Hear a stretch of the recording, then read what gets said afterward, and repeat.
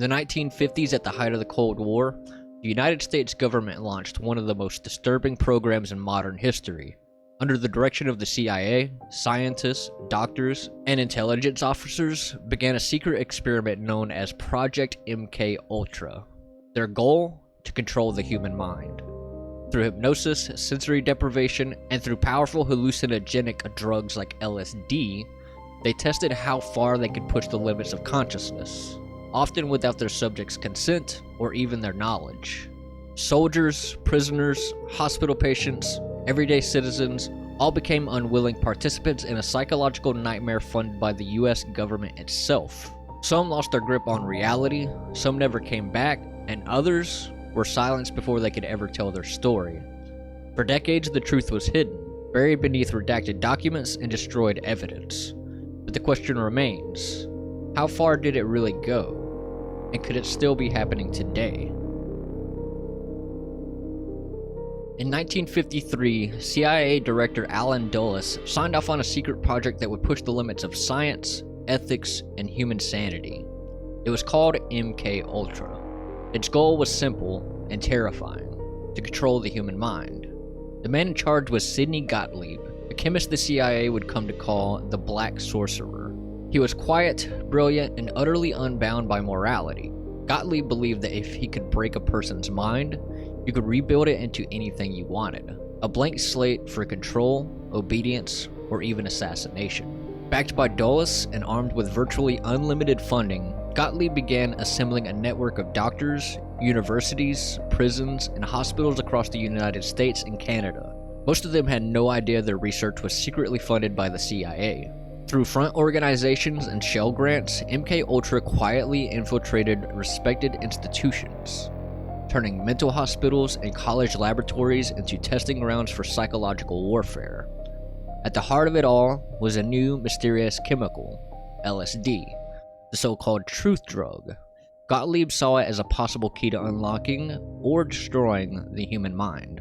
Agents began testing LSD on themselves, convinced it might help them understand its effects. Some found enlightenments, others spiraled into paranoia and psychosis. But it didn't stop there. The experiment soon reached soldiers, prisoners, psychiatric patients, and civilians, many of whom had no idea what they were being given. MKUltra scientists wanted to know, could LSD make someone tell the truth? Could it erase memories? Could it make someone obey an order without question? They were playing with the very foundation of identity, and doing so in complete secrecy. Imagine being given LSD without your knowledge, waking up in a haze of hallucinations, with men in suits watching from behind a one-way mirror, taking notes as your reality unraveled. This was the birth of MKUltra, a government experiment that blurred the line between science and torture, and left behind scars that would haunt generations. One of the most haunting cases is that of Frank Olson. Olson was a bacteriologist and US Army scientist working in the CIA. In November 1953, he attended a retreat with colleagues in Maryland. There, unbeknownst to him, his drink was spiked with LSD. At first, no one realized the gravity of what had been done. Olson had begun suffering intense paranoia. He couldn't sleep, couldn't focus. He muttered to his wife, "I've made a terrible mistake." 9 days after dosing, Olson was plunged or pushed from the 13th floor of the Statler Hotel in New York City. The official verdict was suicide, but that story would unravel. In 1975, the CIA admitted they had drugged him without consent. In 1994, Olson's body was exhumed, and new forensic evidence suggested signs of head trauma before the fall, signs inconsistent with a simple suicide. His family has long contended Frank didn't jump. He was silenced. Olson's case is chilling, not only for what happened, but what it represents. How far the program could reach. Across the border in Montreal, a psychiatrist named Dr. Donald Edwin Cameron carried out what he called depatterning and psychic driving. These were part of MKUltra's sub-project 68. Cameron's treatments often began with drug-induced sleep. Patients would be held in comas for weeks, sometimes up to 86 days. While in that state, tape loops of repeated messages would be played over and over. You are getting better. Your memories are wrong. Forget your past.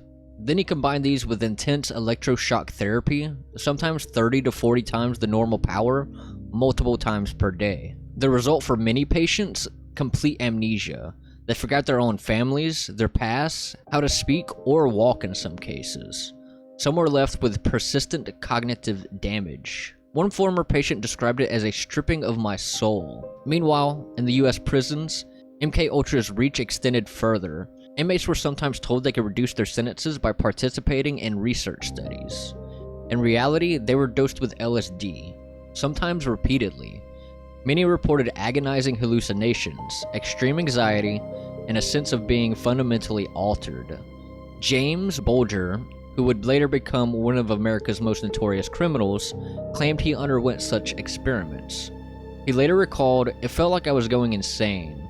I saw blood flowing on the walls. I couldn't tell if I was awake or not." Note, some of his claims are hard to independently verify, but they reflect the kind of hallucinations reported by many test subjects. Throughout all of this, one constant: lack of informed consent. None of these people agreed to be part of mind control experiments. They were manipulated, lied to, controlled. Their experiences were dismissed for decades as delusion or conspiracy, until some of the MKUltra documents began to surface, giving credibility to stories once deemed unbelievable. These weren't the fantasies of fringe theorists. These were real people with broken minds, stolen identities, and lost years. In 1973, something strange happened. Deep inside CIA headquarters, Director Richard Helms issued a quiet order: destroy everything related to Project MKUltra. Thousands of pages of research, reports, and experiment logs were shredded, burned, or hidden away. Years of evidence erased in a single directive. But the timing couldn't have been worse for the agency. Just months later, the Watergate scandal erupted, exposing corruption at the highest levels of government and igniting a wave of public distrust. As the investigations widened, people began asking questions the CIA had hoped would never surface. In 1975, those questions reached the Senate. The Church Committee hearings were formed to investigate intelligence abuses by the FBI, NSA, and CIA. What they found shocked even seasoned politicians. Hidden within budget documents and stray surviving files, investigators uncovered the remnants of MKUltra. 149 sub-projects spread across dozens of universities, prisons, and hospitals, all tied back to the same secret goal: mind control. The scope was staggering. Some sub-projects studied hypnosis and behavioral modification. Others experimented with radiation, sensory deprivation, and other biological agents. Senators stared in disbelief as witnesses described human experiments done in the name of national security. One declassified memo read, "Precaution must be taken only to protect operations from exposure to the enemy, but also from the American public." When those words became public record, outrage followed. Newspapers across the country ran headlines like "CIA mind control experiments exposed" and US citizens used as test subjects. Survivors began coming forward. People who had long been dismissed as crazy suddenly found validation. The CIA released a carefully worded statement insisting the program had been terminated years earlier. They called it, quote, "a relic of a darker time." But the truth was, no one could ever know how much had really been destroyed, or what might have continued under new names. Even the official investigations admitted their limits. Senator Frank Church himself said, "We only found what they failed to burn." By the time the hearings concluded, the public's trust in government secrecy had been permanently fractured. MKUltra wasn't just a scandal, it was proof that even in a democracy, the human mind could be turned into a battlefield. But if MKUltra ended in the 1970s, what replaced it? The truth is, MKUltra wasn't the first program of its kind, and it wasn't the last. Before MKUltra, there was Project Bluebird and Project Artichoke, early attempts to explore hypnosis, drugs, and coercion to control human behavior. These were the prototypes. MKUltra simply took them further. After the scandal broke, the CIA quietly shifted its focus. In 1964, MKUltra was officially renamed MK Search, a more discreet umbrella for ongoing research. Funding dried up slowly, not overnight. Techniques were reclassified, moved into other programs, or outsourced entirely. We're told the experiments ended, But history shows when one black project is exposed, another often rises in its place under a new name. Even as overt LSD experiments stopped, governments worldwide began exploring softer but equally powerful tools of influence. Psychological warfare moved from the laboratory into the media, into advertising, into the digital realm. Think about it. Today, entire industries are built on shaping how you think, what you believe, and how you behave. Social media algorithms don't dose you with chemicals, they dose you with content, carefully tuned to capture your attention, alter your mood, and even influence your decisions. Former insiders from major platforms have admitted, we can nudge behavior at a scale governments could only dream of. Propaganda, misinformation campaigns, and micro-targeted ads have become the new hallucinogens. Not changing your blood chemistry, but rewiring your perception one click at a time. And unlike MKUltra, you don't even need to keep it secret. You just need to make it addictive. This raises an uncomfortable question. How far can governments go for security? In the 1950s, the answer was LSD in a glass. In the 2020s, it might be an algorithm in your pocket. MKUltra may be over, but the struggle between freedom and control, between privacy and power, never ended. It just changed shape, and today, it's everywhere. We may never know how deep MKUltra really went, how many sub-projects, how many lives altered, how many secrets destroyed before anyone could see them. But one thing is certain. It happened. It wasn't a rumor, it wasn't a movie plot, it was real.